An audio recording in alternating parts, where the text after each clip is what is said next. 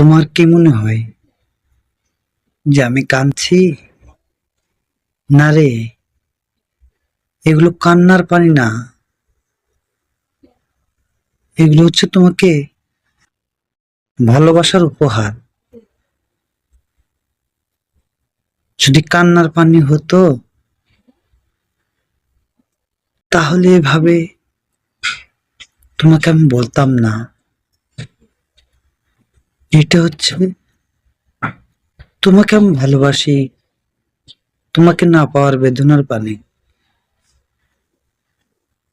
কিন্তু তুমি এই পানির রং দেখে কখনোই চিনতে পারবে না আসলে না পাওয়ার পানি